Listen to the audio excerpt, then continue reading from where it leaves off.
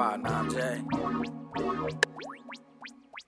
C-Dub on the beat. Back against the wall, CL20's knocking rated. IGI's tripping, validated, shoot ready. Hey, yo, what's good with everybody, man? I hope everybody's having a productive day, feeling blessed, and like I always say, it's one life, one chance. When we got one chance to do this right, let's get it done. Man, this article is going to be a little devastating. Very tragic, very sad, very unfortunate. So, viewer discretion is advised. And I'm sorry that I got to bring this story up, man, but it's a story that needs to be told, a story that needs to be shared. Condolences to the family. But it took place in Texas, Polk County, I believe. So let's get into the video. That being said, hit that subscribe button, hit that like, always leave a comment. Let me know what you guys think in the comment section. Check the links in the description for my Apple and Spotify music. Go ahead and run my streams up. And you can check out my playlist section on my YouTube channel and check out my music right there. Thank you guys for you guys' time. Most importantly, thank you guys for you guys' support. Now, this article is in regards to something that took place a couple of days ago. We had an 11-year-old little girl named Audrey. She came up missing. Now, the story behind it is what caught my attention. Most importantly, who is involved. So we got this man right here who got arrested and is a suspect and is being charged for capital murder. Capital murder because he actually lived on the property of the father of the daughter. And I believe they said he lived like in a little trailer or a little mobile home, but on the property of the father of the daughter. And somehow, some way, he became responsible every once in a great while for taking little Audrey right here, taking her to school or taking her to the bus stop, or if she missed the bus, he would take her to school. Well, the morning of her disappearance, she never made it to school. And he was the last one to see her because he was responsible for taking her to school. Now, he never made a statement, and nothing's ever came up where anybody witnessed him dropping her off at school or dropping her off at the bus. There is no indication that she made it to school or made it to the bus stop, period. He never even said he did. It's just been identified that he was the last one to see her. Now, she had been missing for 6 days, 6 long days. The mother, as you can see in the picture right here, she blamed the father for this. Blamed the father wholeheartedly that he wasn't being responsible with her daughter. So the daughter comes up missing, and they actually do a search. They do a search party. They're knocking door to door looking for her. Obviously, the dude's professing his innocence. He went on Facebook to some innocence project or some innocent society, true crime society on Facebook, and was like, look, man, I was out there with everybody looking for her like everybody else. And there was a lot of people that actually seen him knocking door to door, looking for her, assisting the family. He put that image up, and, he got involved to kind of show that, he had nothing to do with this crime.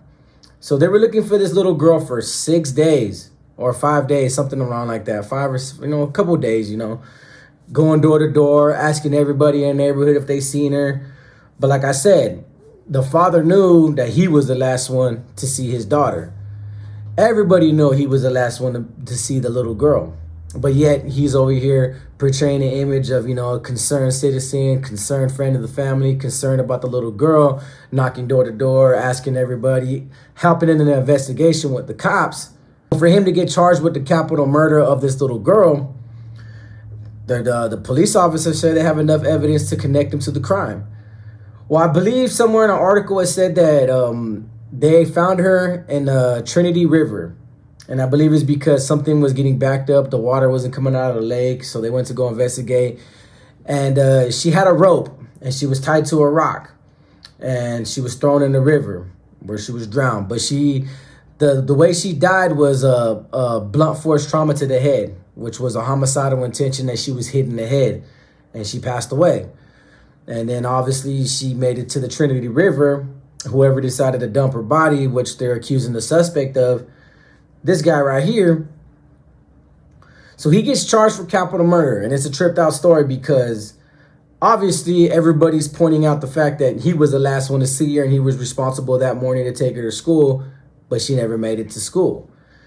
And the rope that was found on the little girl in the river, I don't know how it wasn't described in the article whatsoever, but they pretty much said this was the same rope that was consistent to the rope that they found when they pulled him over, prior, months ago, a few weeks ago, But he wound up getting arrested during this whole proceeding on unrelated charges because he knocked at somebody's door, told the victim and told the victims and some lady and a victim, hey, to come outside. You know, his battery died. He needed help with his battery. They came outside, tried to help him start his car, and he wound up stabbing one of the victims in the back. Well, one of the victims seen this guy right here knocking door to door, you know, being involved in a search party to look for this little girl, recognized that he was the one that stabbed him in the back multiple times with a knife. Told the cops, identified him, so he got arrested for assault with deadly weapon charges, and that's what he was facing during the time. So when they linked him to this particular crime of this young little girl, you know, it's a trip, right? Is that, like I said, I don't know how it came up, but the rope that was found in his car was consistent to the rope that was found on that little girl. And yet he continues to portray his innocence, saying that he helped with the party, that he would never did nothing to that little girl. And so far, a lot of the media that I've been seeing about this individual, first, they have him connected to the Aryan Brotherhood of Texas. They're showcasing pictures of his swastika on his arm, the picture with him. And they started breaking up his history, his criminal history. First, they're outlining, you know, the dangerous gang, the criminal organization of the Aryan Brotherhood and how he's a part of it, of this neo-Nazi supremacist group. So, you know, obviously that's going to paint a certain picture. And I was like sitting here thinking like, all right, you know, if you're going to charge somebody for something, for a crime, you're going to get it on the basis of the crime. That man's particular gang that he's affiliated with, or his belief system, or his symbolisms of tattoos per se, is that the media's way and the law enforcement's way to really paint a picture like, yeah, it's absolutely true. He did this to this little girl because of who he's connected to. And it kind of tripped me out because regardless of the fact, you know, you got an Aryan Brotherhood affiliate or member, whatever he is, being charged for capital murder on an 11-year-old little girl that was found in a damn river, that was hit in the head. But I don't think the aspect of what organization he's from or who he's connected to or affiliated with has anything to do with the crime in itself. The crime in itself is just punishable, is disgusting, is disturbing. You know, you're going to convict a man for being a criminal and being an offender and being a suspect for this particular case and what he did to this young girl. You know, give him capital punishment. Give him everything he got coming. Throw the damn book at him, by all means, if he's found guilty for this and if he was responsible for this little girl's death. But then that kind of made me think for a little bit, like, man, they really dug that up and really wanted to outline the simple fact that he had a swastika on his shoulder. Really want to outline the fact that he's connected to the Aryan Brotherhood of Texas. I don't know if that's a way to influence the media and influence, you know, juries, influence the court system, influence society to really hate these guys and blame who he is affiliated with, that alone should make him responsible for the death of this little girl. So they bring up that, right? And I was like, man, that's a cold way to play this scenario. I mean, I think that aspect, to me, is irrelevant in a sense, because if he's connected for taking this little girl's life, man, punish him. He got that coming. Don't really think the Aryan Brotherhood aspect is really necessary and important. But then again, a lot of people are saying it's necessary and important because he's a dangerous criminal, part of a dangerous organization, and they're allowing this to happen. And what trips me out even more, so they give a history on this dude. You know, he's had petty charges, getting caught with selling weed a lot and resisting arrest, getting pulled over, driving a vehicle that didn't belong to him, couple assaults, couple of 3-year terms in prison here and there. But in one of them, I believe it was in 2008, enticing a minor. And by enticing a minor, they said that he tried to pull a little girl's pants off that he was laying in bed with, and he wound up getting charged for that. And then now it's 2023, 2024. He's getting charged for this particular crime. But yeah, he's all connected to the Aryan Brotherhood, connected to these, you know, supremacist groups, these Nazi groups, these neo-Nazi groups and all that. Kind of made me think, all right, he was charged with this a long time ago in 2008. And if he still had affiliations to these groups, you know, they let that go. They let that slide. And a lot of people are going to assume that the Aryan Brotherhood in Texas is going to let this one slide, especially if he gets found guilty for this capital murder on this young little girl. Why? Because he's done things harmful to children before him and's got away with it. Nothing's ever happened to him. He's never been reprimanded. No street justice, no prison justice was done on this individual because he went to prison for that particular charged. Nothing happened to him. He came out, and they still got him affiliated with this Aryan Brotherhood group. They're outlining a lot so far. What I read in the article, how he's been connected to this brotherhood, what he's done for this brotherhood, this and this and that. So much has been thrown at this case in particular of this man's history, but yet he's still professing his innocence on it. But, you know, like I said, the part that bothers me the most is like, how were they able to really connect that same rope to that little girl, to the one that was found in his car when he got pulled over prior to that? Like, I'm trying to figure out how they connected those dots. Like, man, I don't think, I mean, I'm pretty sure all ropes are the same, but it is what it is, man. It's a very unfortunate circumstance, because it scares me a little bit.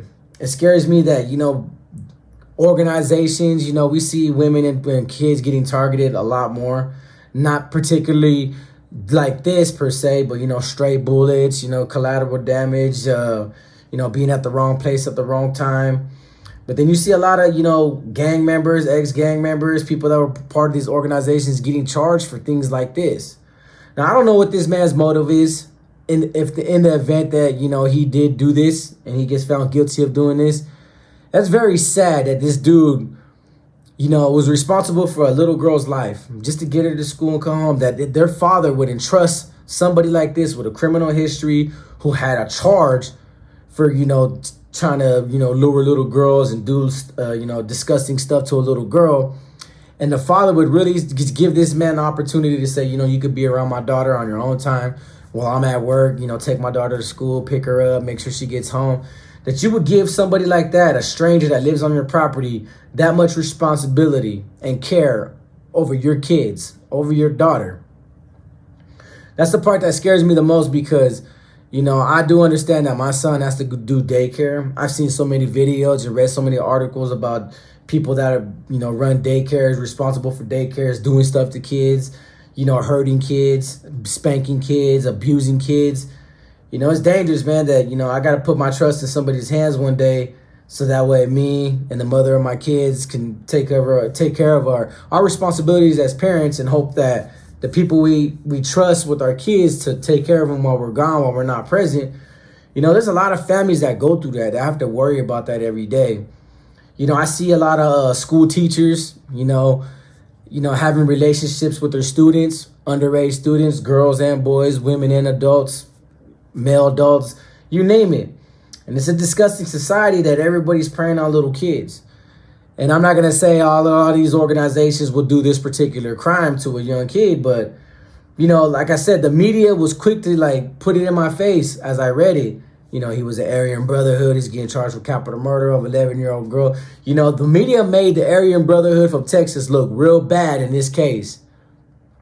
Maybe that's what they wanted to do. Maybe that was their intended goal. Or maybe it was just to paint a picture of this particular dude and how dangerous he is. That way it can solidify and get that case, you know, done and over with. Like, it was a guaranteed win on the DA's office, on the prosecution's office. To me, in this particular case, what happened to this little girl, I don't care what organization he was from, what his belief system, what his skin color was. No, we have an 11-year-old little girl that got hit in the head, lost her life. And then, to make matters even worse, was tied to a rock and thrown in a river. You know, I want justice for that. And I'm pretty sure everybody in Texas wants justice for that. Doesn't matter what the justice is. You know, a lot of people would want different kinds of justice, different forms of justice. You name it. I think there should be harsh punishments. Harsh punishments. I don't know how to go about it. I don't know who I can preach to. But when it comes to hurting kids, bro, these sentences got to be bigger. These sentences got to be deeper. These charges got to be more severe. We got to start making big examples, more examples of people that, you know, abuse kids, mistreat kids, take advantage of kids, have relationship with kids, and especially crimes like this. Me personally, what a man does to another man, it is what it is, you know, in accordance to the law. But I'm a big believer, despite what a lot of people think, I'm a big believer in we need to protect our women and children. Plain and simple. I've always been a believer of that. I never liked when my homies in my hood put hands on their homies. I used to get on my nerves. And I beat up like a few people that had domestic violence cases in jails because I was in disagreement of it. I didn't like the way they bragged about it. Most importantly, you know, to hit kids, to take advantage of kids, to abuse kids, no matter what the case may be, I think they deserve the worst of the worst punishments. I think they deserve the worst consequences known to man. You know, and like I said, you know, the law is the law. And whatever the judicial system thinks or believes is fair, we're going to use the term fair because I noticed the term fair is always thrown a lot in the court system. You know, there was things that we could have done back in the day, way back in the day, where we committed crimes like this. You know, a lot of people got their hands chopped off for thievery in other countries. You know, in other countries, you know, you do something to a child, in accordance to what you did to that child is going to be done to you. And when we all seen that picture, that video that happened where a dude, it was a karate, I think it was a karate teacher, a Grecian karate teacher.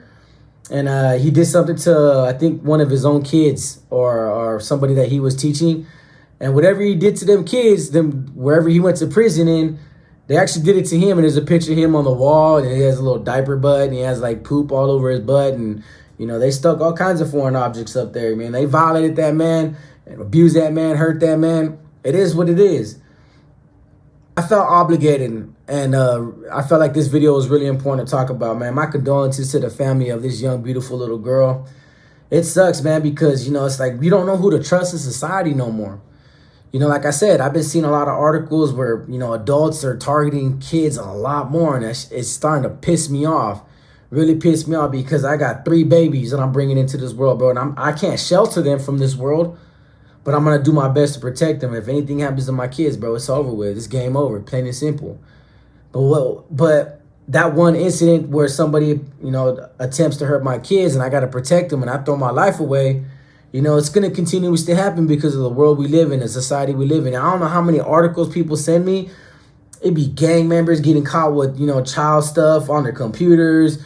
Gang members having underage, you know, encounters with other little minors. Adults, teachers, you know, coaches, you name it, bro. We live in a society where everybody's just perverted. I'm not saying in this particular case, this dude, you know, obviously did some horrible things to it other than what he's being charged for. I'm not saying that's the case, but I'm just saying that, man, there's got to be something we need to do to protect these kids. And if we can't protect them, the law needs to do something other than just, you know, fair trials. You know, let's just hear them out and we'll give them 10, 20, 30 years because there's a lot of people that have to come home. And they come home and they register as these particular offenders or what they've done to kids. And they're just living in society like normal. Like, bro, this has got to stop, bro. But my condolences go out to the family, man. My deepest apologies, man. My sincerest prayers, man, go out to what happened to this little girl. But I wanted to bring it to you guys' attention. And if this dude gets found guilty, I hope he has everything coming. I hope they throw the book at him. I hope he gets a death penalty. Whatever he gets, bro. Whatever he gets. Because this little 11-year-old little girl, all she did was wake up that day and just wanted to go to school. And that didn't happen. So, glad I was able to bring that story to your attention, man. Send your guys' prayers to the family. So, with that being said, like I always say, it's one life, one chance. We only got one chance to do this right. Let's get it done. Peace.